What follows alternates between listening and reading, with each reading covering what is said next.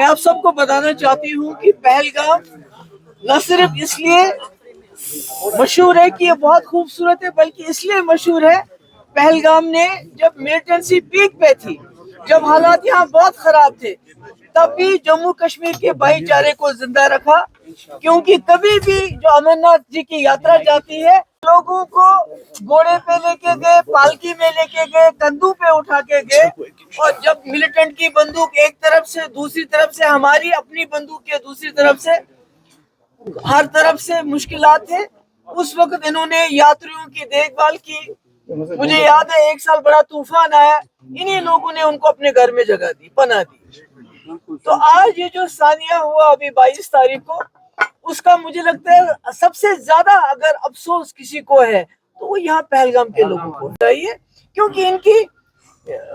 जो वहां से इतने दूर से अब आते हैं तो यहाँ से वो वापस चले जाते हैं। और दूसरी बात, मेरी गुजारिश है होम मिनिस्टर साहब से, जब मुफ्ती साहब ने 2002 में हुकूमत संभाली थी तो वाजपेयी जी वजीर आजम थे, तो उस वक्त चूंकि मिलिटेंसी की वजह से बहुत नुकसान हुआ था, तो घोड़े वालों के लिए वाजपेयी जी ने एक पैकेज का, फाइनेंशियल पैकेज का ऐलान किया था।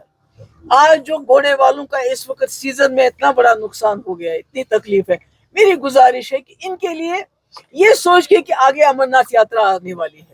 इन्हीं लोगों को काम करना है, इन्हीं लोगों को उनको कंधे पे उठाना है, घोड़ों पे उठाना है, पालकी में उठाना है। तो इसका ध्यान रखते हुए जो हमारे घोड़े वाले हैं उनकी कुछ मदद की जाए फाइनेंशियल, जो होटल वाले हैं, टैक्सी वाले हैं, सोमो वाले हैं, या दूसरे जो इस इंडस्ट्री के साथ जुड़े हुए हैं, उनका जो लोन पे इस साल का कम से कम इंटरेस्ट माफ होना चाहिए। क्योंकि ये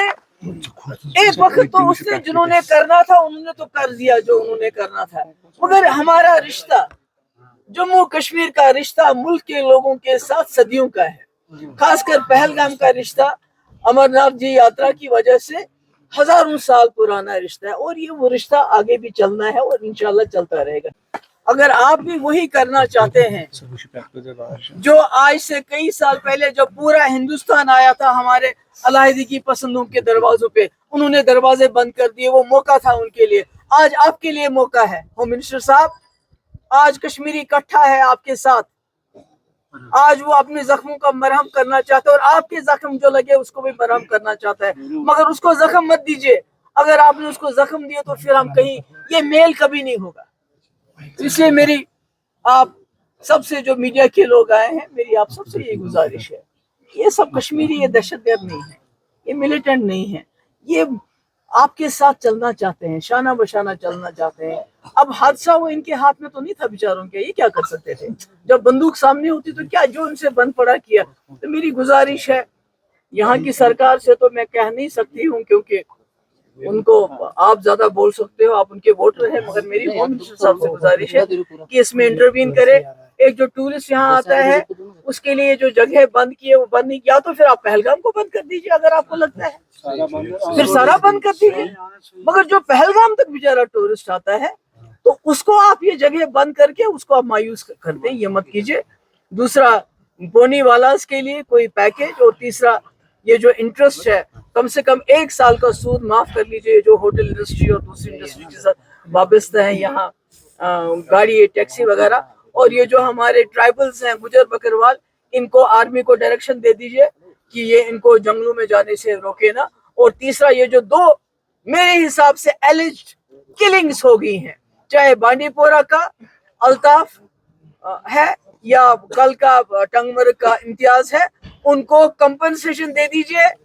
तब तक जब तक इंक्वायरी सिर्फ इसलिए करनी है कि जो मुल्जिम है उनको सजा दे, मगर कंपनसेशन इनकी फैमिलीज को इमीडिएटली दिया जाना चाहिए। बहुत बहुत शुक्रिया। इनके लिए वो शौक था, इनके लिए वो बहुत ही ज्यादा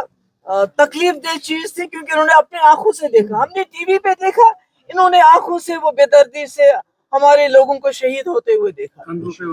और इन्होंने कोशिश की, जितना भी इनसे हो सका इन्होंने कोशिश की कि ज्यादा से ज्यादा लोगों की जान बचा सके, जिसके लिए एक आदिल शाह हमारा शहीद वहां हो गया, जान बचा, अपनी दे दी उसने बचाते हुए। इन लोगों ने कंधों पे लाया, अस्पताल ले गए, खून दिया, सब कुछ किया, मगर आज